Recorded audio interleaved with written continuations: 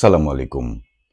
Israel গত ৪৮ ঘণ্টায় সিরিয়াতে ৪৮০টির বেশি বিমান ও নৌযান দিয়ে আক্রমণ চালিয়েছে, যার মধ্যে ছিল সিরিয়ার নৌবহর, সিরিয়ার বিমান বাহিনী, বিমান প্রতিরক্ষা ব্যবস্থা এবং অস্ত্র উৎপাদন ও গবেষণা কেন্দ্রগুলো। এই হামলাগুলো পরিচালিত হয়েছে সিরিয়ার বেশ কয়েকটি বড় বড় শহরে। তারা দাবি করছে সিরিয়ার যুদ্ধ বিমানসমূহ, পরিবহন বিমান এবং নৌবহরে থাকা সকল নৌযান তারা ধ্বংস করতে সমর্থ হয়েছে। এটি তাদের একটি বড় সাফল্য। ইসরায়েলের দাবি, এই আক্রমণের উদ্দেশ্য ছিল সিরিয়া সরকারের আধুনিক সামরিক সরঞ্জাম যাতে বিরোধী গোষ্ঠীর হাতে না পড়ে। কিন্তু আমরা যদি এই ঘটনাটিকে বিশ্লেষণ করি, তাহলে আমাদের যেতে হবে কিছুটা পেছনে।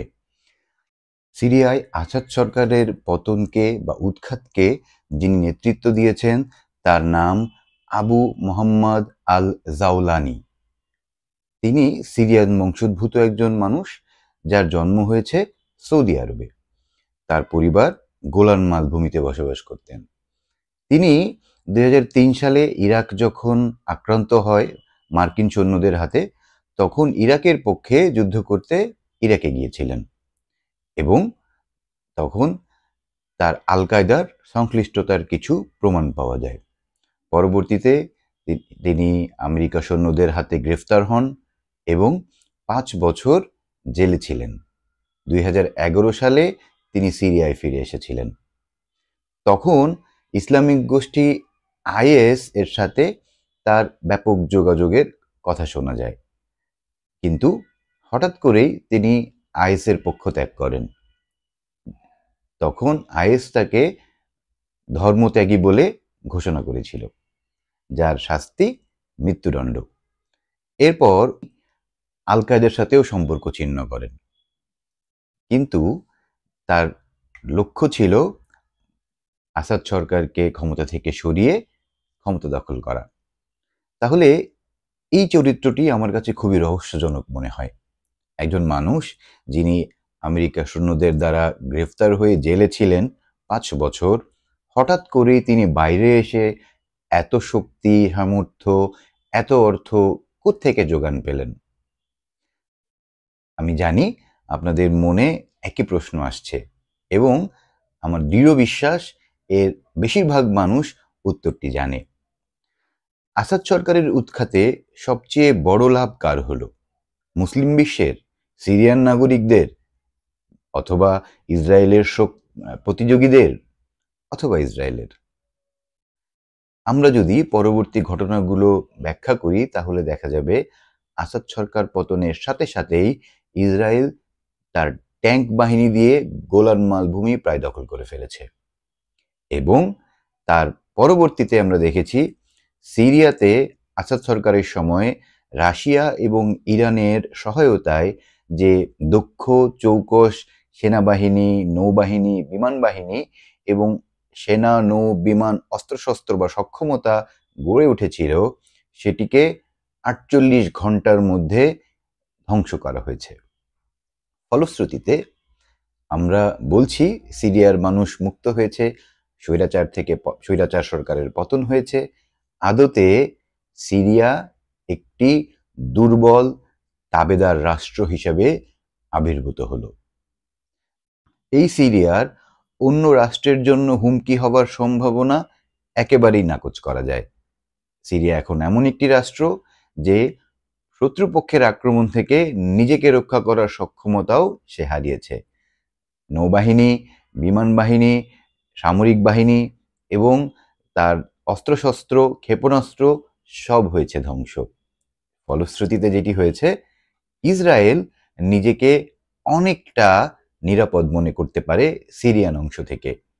গাজার অংশে ইসরায়েলের যেই হামলা আমরা দেখেছি, প্রায় ৫০,০০০ মানুষকে সেখানে হত্যা করা হয়েছে। এরপর লেবানন সীমান্তে হিজবুল্লাহর সঙ্গে তার যুদ্ধ আমরা দেখেছি, সেখানে হিজবুল্লাহর প্রধান নেতৃত্বকে এবং দ্বিতীয়, তৃতীয় নেতৃত্বকেও তারা হত্যা করতে সমর্থ হয়েছে।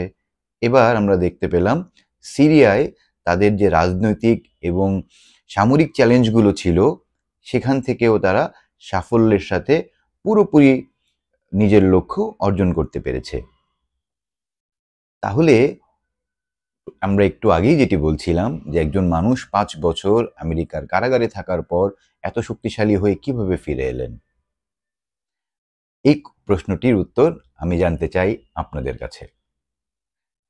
কিন্তু বর্তমান বিশ্বের সিরিয়ার সরকার পতনের পরে আমরা অনেক মুসলিম সরকার প্রধানকে দেখেছি তারা শুকর আদায় করেছে। তারা বলছে সিরিয়া বোধহয় এইবার একটি ভালোর রাস্তা বা গণতন্ত্রের রাস্তার দিকে যাবে। আদতে কি তাই? সিরিয়া এখন আসাদ সরকারের পতনের 24 ঘন্টা পরে অস্ত্রশস্ত্র, সৈন্য, গোলাবারুদ এবং সব হারিয়ে একটি চরম ব্যর্থ রাষ্ট্রের দিকে অগ্রসর হতে যাচ্ছে, যার থাকবে না কোনো সামরিক কাঠামো, যার থাকবে না অন্যের সাথে চোখে চোখ রেখে কথা বলার সুযোগ, যেটি তার ইসরায়েল নামক প্রতিবেশীর সাথে সবচেয়ে বেশি প্রয়োজনীয় ছিল। আমরা কি বলতে পারি? কার মদদে এই আবু জোলানি এত বড় একটি পদক্ষেপ গ্রহণ করতে সমর্থ হলেন?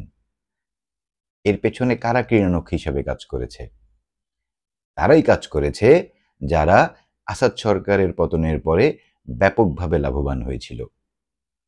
আসাদ সরকারের সাথে ইরান এবং রাশিয়ার ছিল একটি চমৎকার সম্পর্ক।